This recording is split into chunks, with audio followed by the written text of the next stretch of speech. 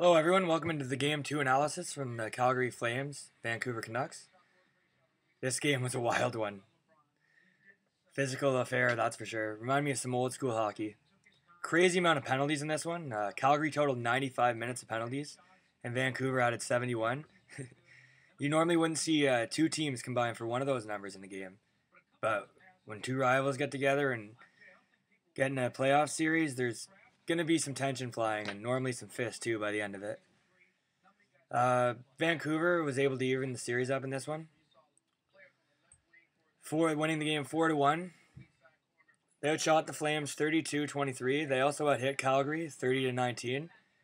Normally, if you lead the game in hits and shots, it's a good formula to winning it.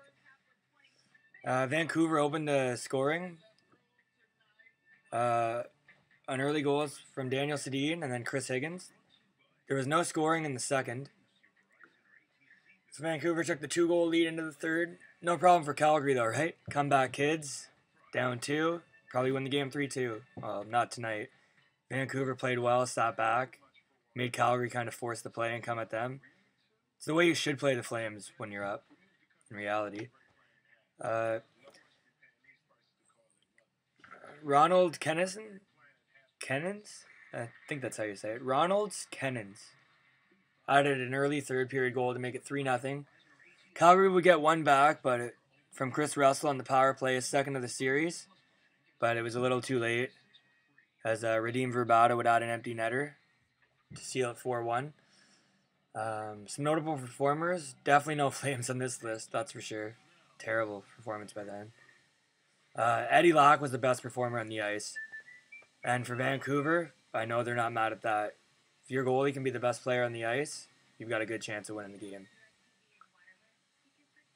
He stopped 22, which isn't that many, but he made them look easy, the shots that did come at him. Very well composed for only his second playoff start. The Sedins both had solid games, and basically Vancouver will not win without the Sedins playing well. The Sedins are the backbone of that team. Well, not really the backbone because they don't have much of it, but they need the Sedins to play well is what I'm trying to say. But Vancouver also got a big game out of D-man Alex Edler.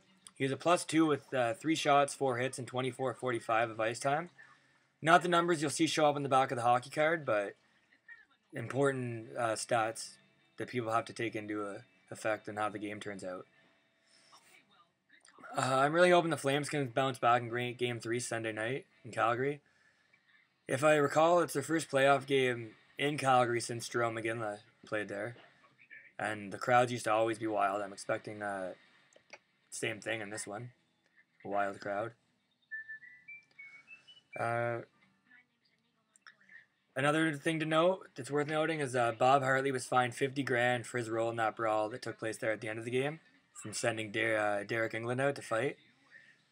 It was kind of stupid to send him out, but you just can't let them run all over you either. You got to try and get some momentum going into Game 3 because you sure weren't doing it on the scoreboard. You needed some sort of physical presence to hope swing that momentum back in your favor.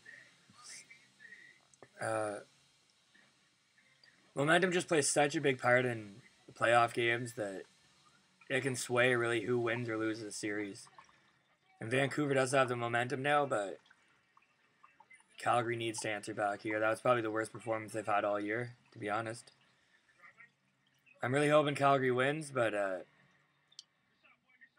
with that AHL type roster they have, I don't know. It might be tough for them to get by the Canucks. With the fine of Hartley, I'm not expecting near as rough of a game. But hey, if it's going to be that rough again, I'm not complaining. Go Flames!